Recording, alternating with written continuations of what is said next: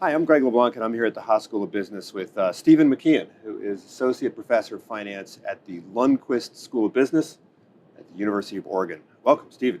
Thanks for having me, Greg. So, look, we're looking at a new technology. We're looking at a new industry. The United States is known for the complexity of its financial rules and regulations. I mean, we've got the SEC, we've got the CFTC, we've got the OCC, we've got FinCEN, right? We've got the FTC. You know, that gives rise to regulatory arbitrage, but it also, on the other hand, means that it's very, very difficult to find kind of an unregulated niche within this space. What's the logic behind all of this complexity?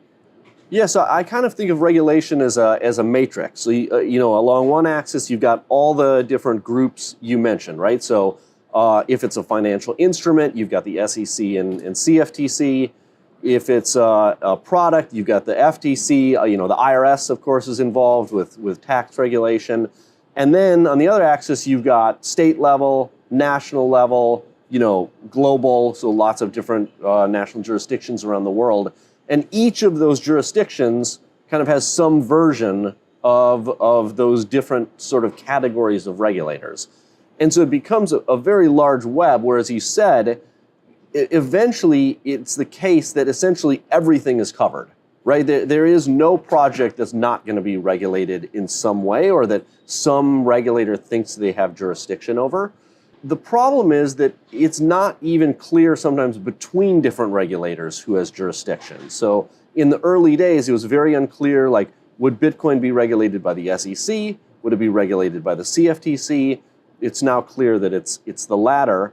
But it sometimes takes time to figure out who's going to be regulating what. And even if you don't apply to either one of those, as you said, the FTC might cover kind of the rest of the gap in the market. Okay, so I think a lot of us in the finance sector think that everything's going to be tokenized. We're going to be able to trade everything from currencies all the way up to big pieces of infrastructure and real estate using some kind of tokenized asset or tokenized security. How big will this space get, and how quickly will we see adoption of tokenization? And what kinds of infrastructure will we need, and who's going to control it? Most interestingly, Right. Yeah, so tokenized securities have gained a lot of steam, particularly over the last 12 to 18 months. I think the first thing that people realized was that you need some sort of a compliance layer that you can build with smart contracts, and there's several groups that are doing that. I advise Harbor, for example. I'm based right here in the Bay Area. And what Harbor's platform is doing is that, say that we tokenize a building. And by tokenize, what I'm really describing is we're just creating a different digital wrapper for the underlying security. Right? And so instead of trading this on the New York Stock Exchange, the way a REIT might trade, a public REIT, we're going to put this different digital wrap around it, which is going to really reduce a lot of frictions to trade, because now we can automate a lot of the compliance. So say this is an asset where we need to be accredited investors.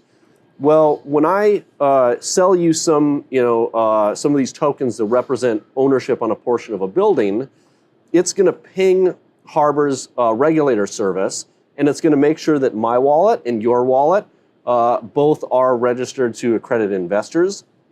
And it's all happening in the background, right? You and I don't even really see that, or it doesn't create that much latency. But if it turns out that I'm selling this to someone and that person's not accredited, that regulator service can stop the trade. All right, so the SEC should be really in favor of this, because in a sense, it's going to make their job easier by automating a lot of the types of enforcement that often is very cumbersome for them to enforce. And it's going to make sure that compliance is maintained all the way throughout the system as these things trade. So we think we're going to see assets, real estate. We've already seen venture capital funds. These are things that are generally pretty illiquid. And so the idea is that you can increase the liquidity, at least incrementally, on some of these assets by creating this digital wrapper that allows them to trade more freely. Well, thank you, Stephen, for coming in. We really appreciate you sharing your thoughts with us. Absolutely. I enjoyed it. Thanks.